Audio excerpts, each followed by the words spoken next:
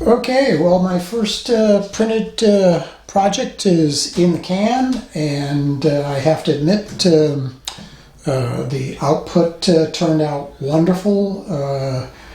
I kind of knew it would. With the 4K mono screen, the speeds were a lot better than I remembered from my K200, which I really hadn't touched that thing for a long time. And that's one thing that I want to get back and comment on, but right now I'm just going to focus on the printouts. I printed first the accessories or the peripherals that were to go on this model, which this is the Flash Gordon rocket ship from the 1920, 1930s serial that they did. And what I did is in the first print default. Well, actually, let me first state that I did not use Chichu box. I think it is that comes with the printer. I found it to be quite, I guess, resource intensive, and just really my laptop, which is a fairly new Acer with an i5 and 8 gigs of RAM and a 1 terabyte hard drive, just choked with Chichu box. It took forever to open. When it did open, just the simple fact of just rotating and moving around the model, which is really not a high-res rendering, just was very stutter or jerky and just I can't believe that with 8 gigs of shared memory between the system and the graphics that it would have a problem with that. And I think what kind of helped me believe that was when I went online to learn how to put a hole, because in this particular end of the ship, I printed it like this, and I needed to find a way to put a hole so that the resin would just naturally drain as the model was being built. And in Chichu box, it wasn't intuitive as to where it was. I mean, I did find it, but I first went online to find out where it was located. And in my searching, I stumbled across a slicer called Lychee. And so I figured I'd download it and finish with my investigation in Chichu box. And after just sheer frustration trying to get Chichu box to run on my laptop, I closed it, and I did install the free version of Lychee. And wow, what a difference, night and day. With Lychee, the model opened up and was very easy to move around. The GUI was a lot easier, at least for me, to understand and to find where things were.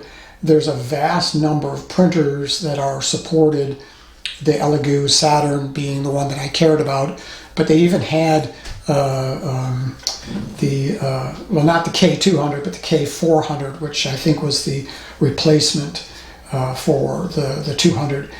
And I used that to do all my slicing, and it was just so much smoother and easier to get the task done. And printed the first file beautifully and used just the medium setting for my supports. Now the second, which was this, because this was going to be an almost 13-hour print, it failed miserably, but I think that was my own fault, because what I had done was I took the printer and just topped off the resin tank with fresh resin. I shook, but what was in the vat I didn't, and I think that's what killed me, was what was directly between the build plate and the exposure plate, let's call it. There was just a majority of, I'm sure, the black pigment had settled, and it failed. I had a filter full of failed supports, but this really was the only thing that even showed me that it tried to print the bottom portion of this. I'm sorry, you really can't see a lot of this model. That's another thing I learned was I'm never going to buy black again just because it's so hard to see any of the detail. I've got some more of this particular resin coming in, and it's white, so let's do the extreme. But it's the same, and I'm going to get to that too. But anyways, what I did here was once I stopped the print after 2.5 hours and saw that I wasn't getting any indication that it was printing the model correctly, I cleaned up and everything, and this time with and it took a day and a half because I wanted everything nice and dry. I put in fresh resin, shook for a good 30 seconds, and the print passed beautifully. And the only difference was the fact that I had started from a clean vat with